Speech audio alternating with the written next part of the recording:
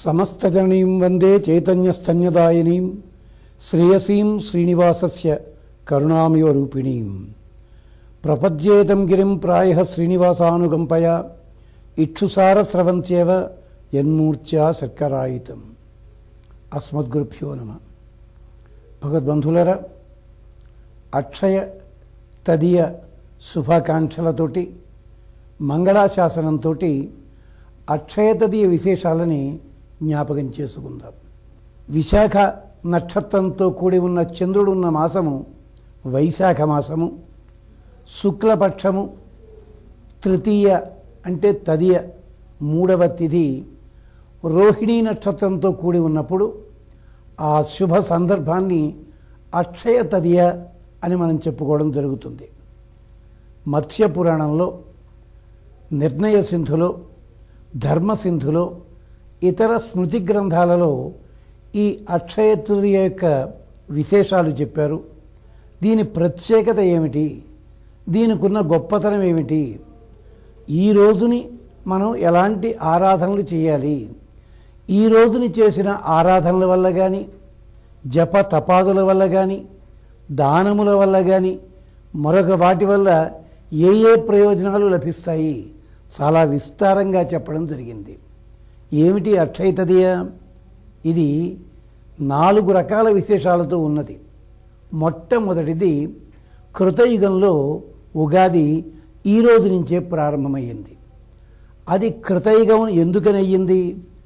కృతం సంకల్పమాత్రేణ, ప్రయత్నం ఏం చెయ్యక్కర్లేకుండా ఈ పని కావాలి అని సంకల్పిస్తే చాలుట అక్కడ పని జరిగేది. ప్రజాపతి సృష్టి ప్రారంభించింది ఈ రోజుని కృతయుగంలో ఉగాదిది.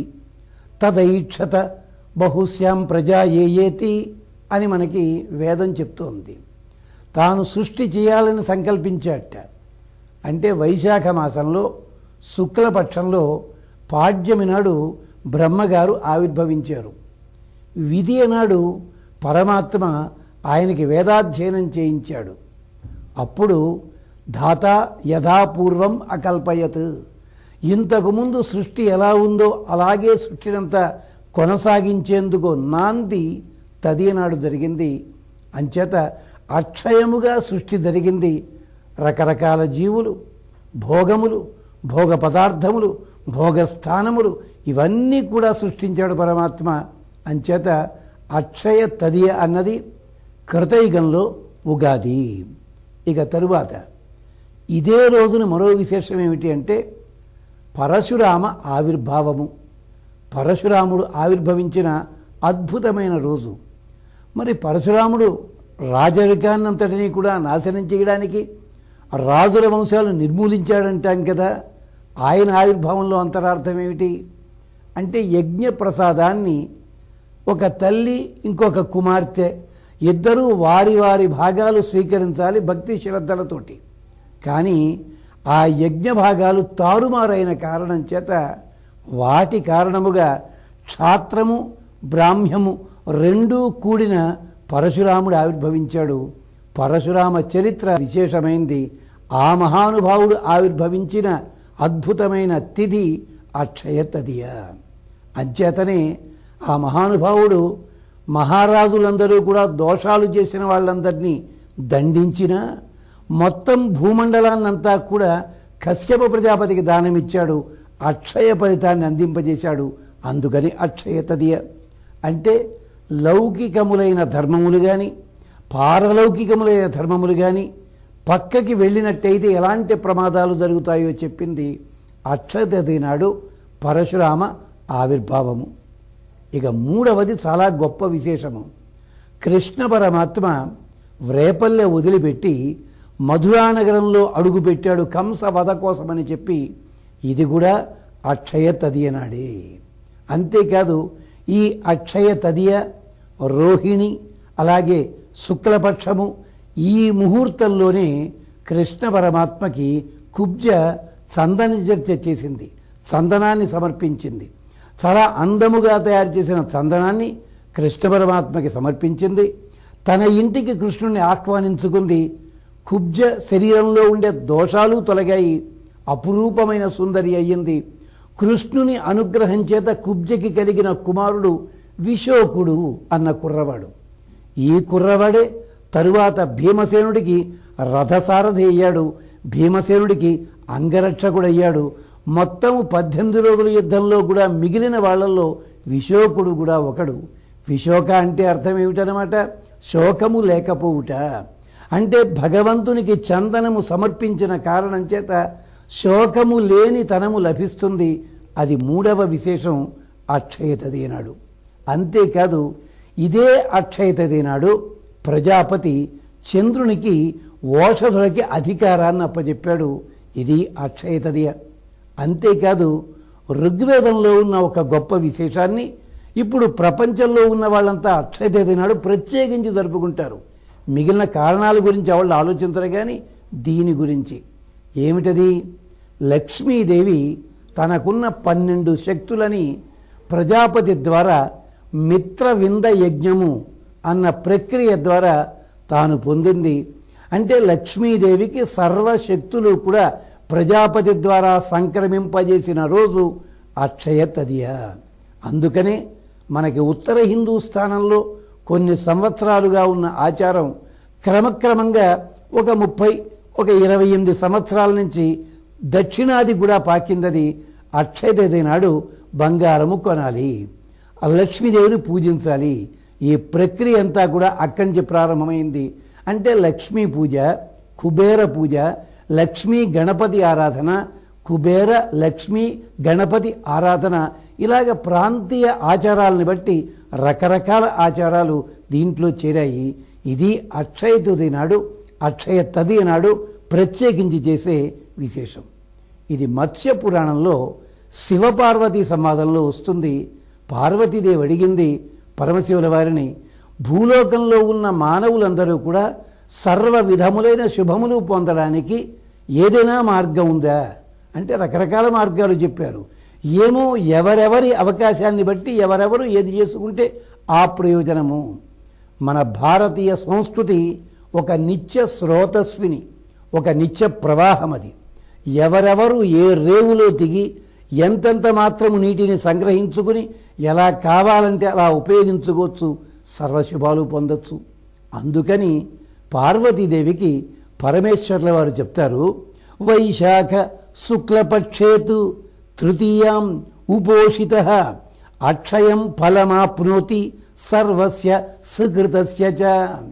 వైశాఖ మాసంలో రోహిణీ నక్షత్రము, తదియ తిథి, ఈ 3 కలిసి ఉన్న రోజుని భగవంతుడి పేరు చెప్పి ఉపవాసం చెయ్యండి. ఇంకేమీ చెయ్యక్కర్లేదుట. కనీసం అదొక్కటి చేసినా కూడా సంకల్పించిన ప్రతి పని కూడా నెరవేరుతుంది, అక్షయమైన ఫలితం లభిస్తుంది. అంటే అక్షయ తది నాడు అయ్యో మేము బంగారం కొనుక్కోలేకపోయామే అన్నవాళ్ళు ఉంటారే, వాళ్ళని కూడా దృష్టిలో పెట్టుకుని పరమేశ్వర్ల వారు చెప్తున్నారు, లేదు ఆ సంపద నాకు లభించాలి, ఇదిగో ఈ తిథి నాడు నేను చక్కగా స్నానము చేసి అర్చన చేసి ఉపవాసం చేస్తాను, సాత్వికమైన ఆహారాన్ని సేవిస్తాను అనుకుంటే చాలుట సంపదలన్నీ కదలి వస్తాయి. ఇది ఆ స్వామి పార్వతీదేవికి చెప్పిన విశేషం. అప్పుడంటారు, సా తథా బ్రహ్మణ ఉపేత విశేషణతు పూజిత.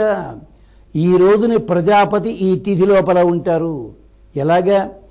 విశాఖ నక్షత్రం అన్నది అగ్ని దేవతాకమైనది, అగ్ని ప్రధానము. రోహిణీ నక్షత్రం ఉంది కదా, ఈ రోహిణీ నక్షత్రానికి ప్రజాపతి అధిదేవత. ఇక తదియ అన్నది సాక్షాత్తుగా పరమాత్మ.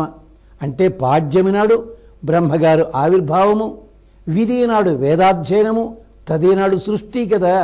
అంచేత ఈ సృష్టికంతటికి మూల కారణము ఏ తత్వం అయితే ఉన్నదో అది మనని రక్షిస్తుంది. మరి అగ్నికున్న విశేషం ఏమిటి? అగ్రం నయతి, తాను ముందు నడిపిస్తాడు. ఎలాగైతే మండుతున్న కొరకంతని వంచినట్టయితే మండుతున్న అగ్ని పైకే మండుతుందో, అంటే మన్నెప్పుడు కూడా అగ్నిదేవుడు సక్రమమైన మార్గంలో ఉన్నత స్థితికి తీసుకుని పెడతాడు. ఆ అగ్నికి సంబంధించిన బీజాక్షరమే శ్రీ. శ్రీ అంటే లక్ష్మీదేవి కదా.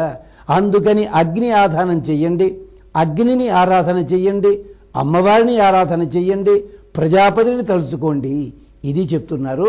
అంచేత సంకల్పించింది కృతం, చెయ్యబడినదవుతుంది.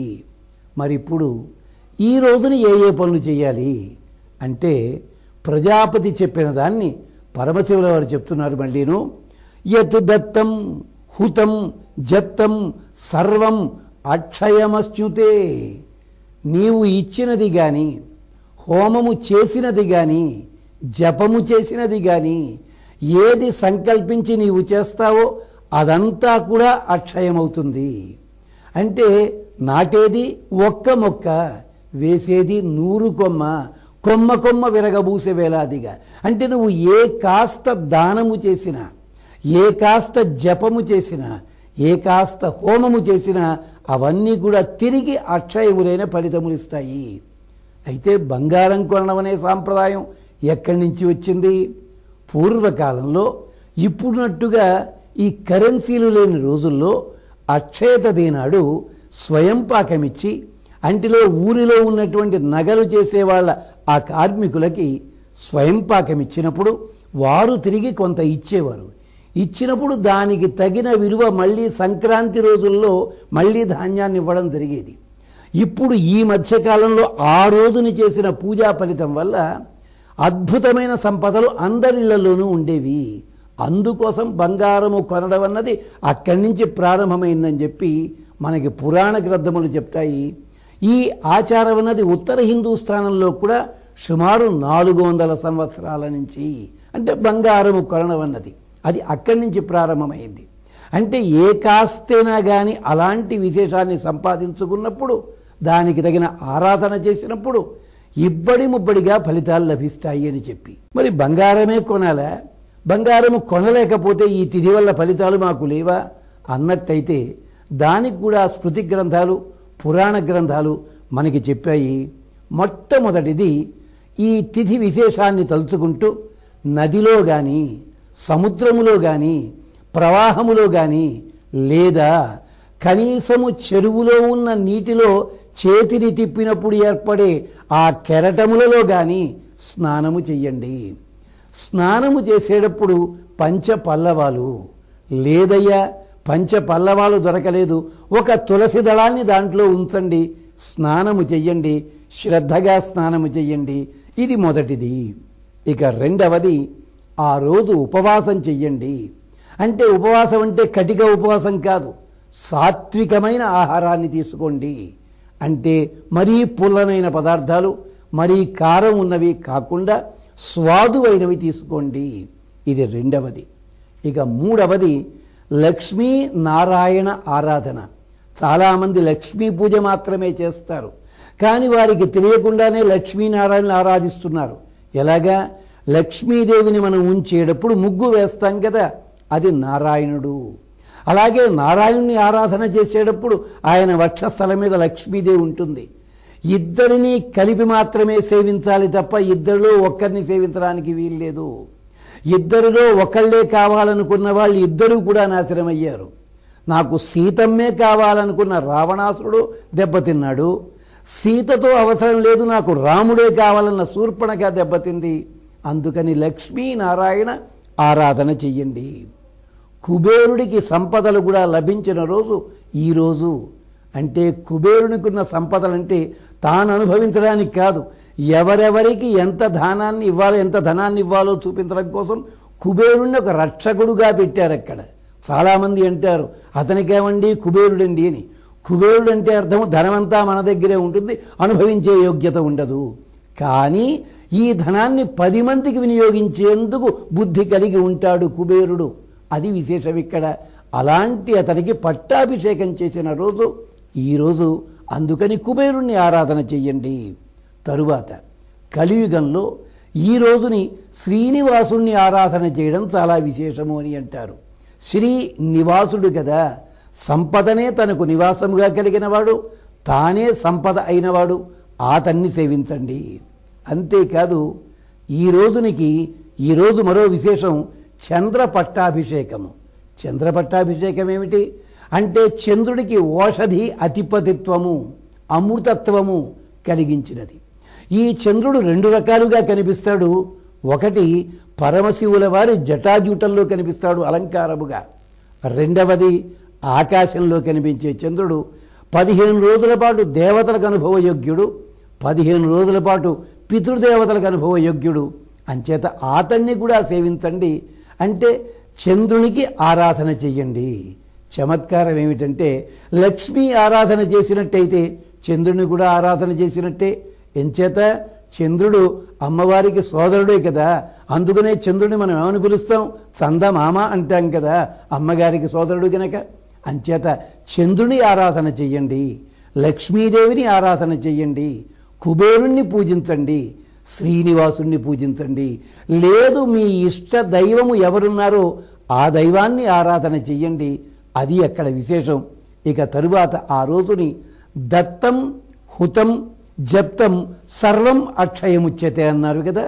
ఈ ఒక్క రోజున విశేషం ఏమిటి అంటే ఉత్త రోజుల్లో ఎప్పుడు కూడా అక్షతలతో ఆరాధన చెయ్యకూడదు ఆగమశాస్త్రం చెప్తుంది. కానీ ఈ రోజుని మాత్రం లక్ష్మీదేవిని అక్షతలతో తనివి తీరా ఆరాధన చెయ్యండి. పుష్పార్చన చేద్దామంటే సహస్రనామార్చన చేస్తూ అయ్యో 1000 పూలు లేవే అనుకుంటూ ఉంటాం మనం. ఈ రోజున ఆ బాధ ఏం లేదు, చక్కగా అక్షతలు తయారు చేసి ఆ అక్షతలతో కరువు తీరా మనసు తీరా ఆనందముగా కడుపారా మనం అర్చన చేసుకుందాం, లక్ష్మీదేవికి చెయ్యండి. లేదు నవధాన్యములతో కూడా అర్చన చేసే విధానం కూడా ఉన్నది. ఈ అక్షతలతో ఆరాధన చేసిన తరువాత సాయంకాలము సూర్యాస్తమయం అవుతూ ఉండగా ఈ అక్షతలను సంస్కరించి, అంటే ఏం లేదు గిన్నెలో తీసుకుని కడిగి వీలైనంత వరకు ఆ పసుపు నీళ్ళన్నీ పోయేలా చేసుకుని ఆ బియ్యముతో పరమాన్నము వండాలి. అంటే నీళ్లు కలపని పాలతో పాయసాన్ని వండి 3 ముత్తైదువులకు కానీ 7గురికి కానీ 5గురికి కానీ ఈ పాయసాన్ని కానుకగా ఇవ్వండి, చిన్నపిల్లలకి పంచండి. ఇది మనకి స్మృతి గ్రంథాలు చెప్తున్నాయి.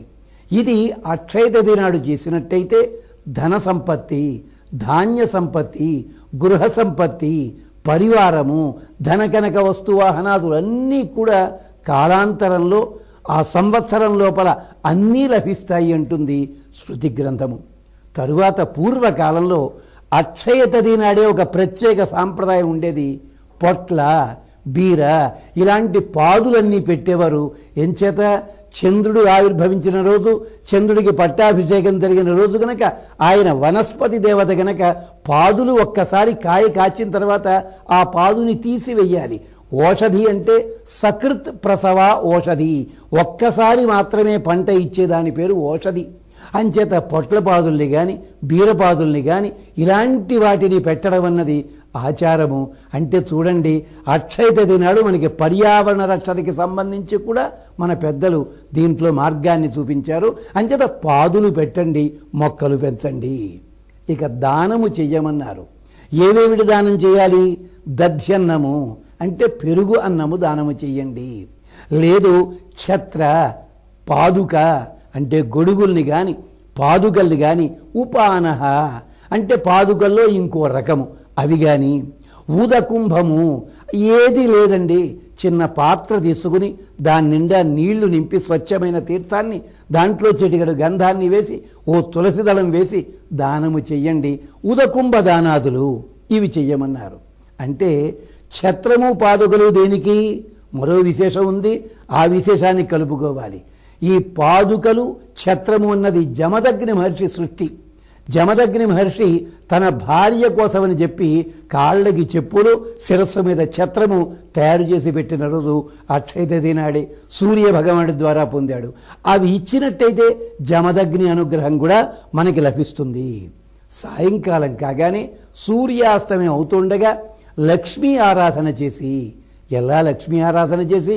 అయ్యా మా దగ్గర బంగారం ఉంది, ఓ బంగారంతో చేసుకోండి.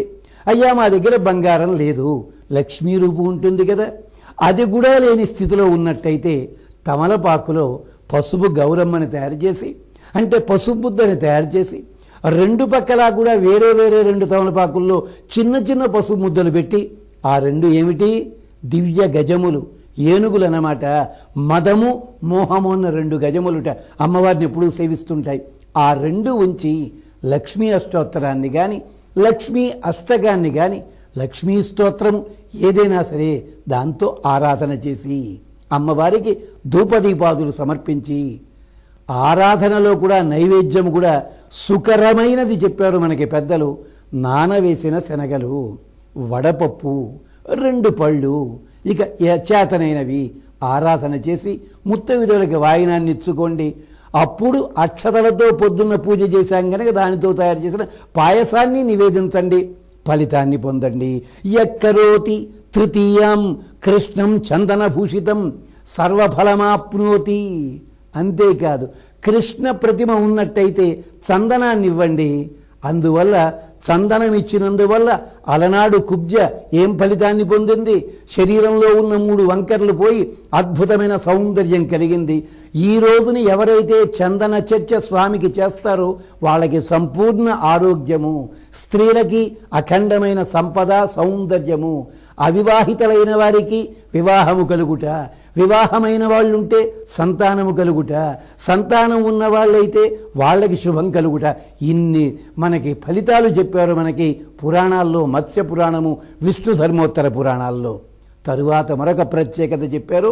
మనము సరస్వతి పూజ నాడు, వినాయక చవితి నాడు ఎలాగైతే గ్రంథాలను పూజిస్తామో అక్షయ తది నాడు కూడా గ్రంథాలని పూజించండి.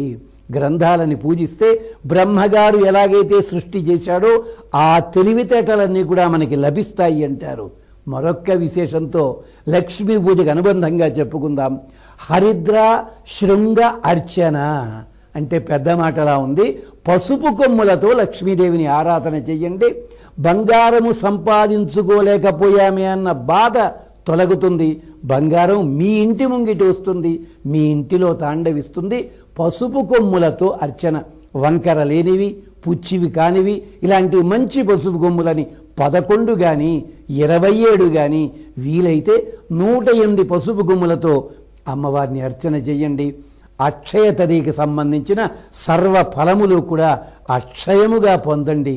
మళ్ళీ అక్షయ తది నాటికి మన ఇంటిలో లక్షణముగా లక్ష్మీదేవి తాండవిస్తుంది, సర్వ విధములైన శుభములని కలిగిస్తుంది, తన పరివారంతో ఉండి మన్నెప్పుడు అనుగ్రహిస్తుంది అని ఆశాసన చేస్తూ మళ్ళీ ఒక్కసారి అఖిలాంధ్ర ప్రేక్షకులందరికీ కూడా ఒక్కసారి, ఆ ప్రేక్షకులకే కాదు ఈ కార్యక్రమాన్ని చూస్తున్న సర్వులకి కూడా అక్షయ తదియ శుభాకాంక్షలతో స్వస్తి.